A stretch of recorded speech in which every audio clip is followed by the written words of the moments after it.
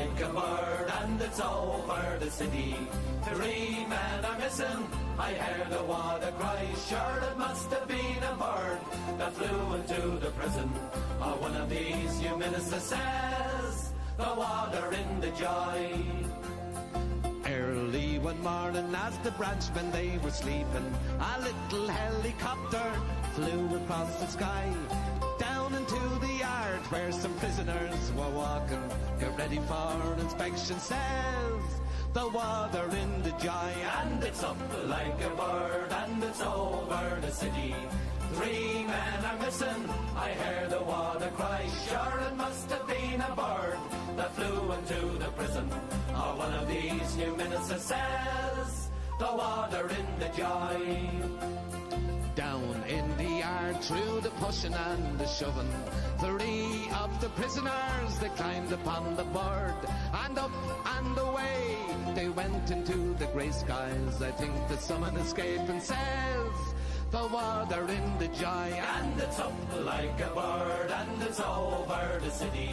3 men are missing, I hear the water cry. Sure it must have been a bird that flew into the prison.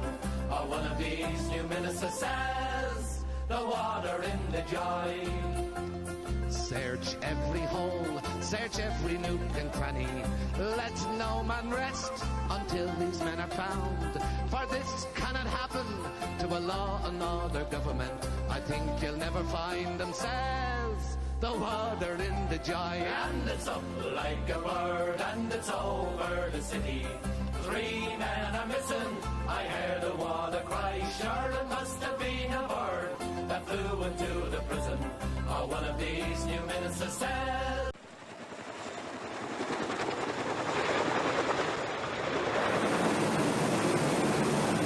And now a page from our Sunday morning almanac, May 25th, 1889, 125 years ago today.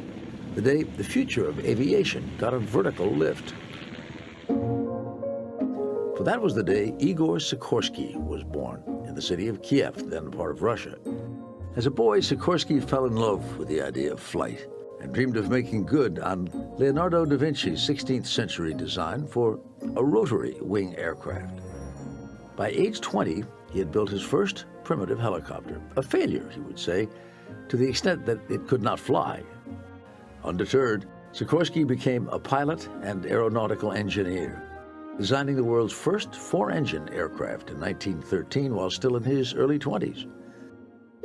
In 1919, in the wake of the Russian Revolution, Sikorsky arrived in the United States, where he founded his own aircraft company and pioneered a number of designs. In partnership with Charles Lindbergh, he helped develop Pan American Airways' overseas routes, producing the early models of the Pan Am Clipper, the flying boats that heralded a glamorous new era of air transportation. But through it all, Sikorsky never lost sight of the dream of vertical flight, and in 1940 he piloted the VS-300, the first airworthy one-man helicopter, though hardly the last. From that initial flight, Sikorsky grew to become the largest helicopter manufacturer in the world. And though Igor Sikorsky died in 1972 at the age of 83, his company goes on, producing, among other models, the familiar Black Hawk helicopter for the U.S. military. And earlier this month, Sikorsky won a more than $1 billion contract to build a new fleet of Marine One helicopters to serve the president. A very long leap from Leonardo.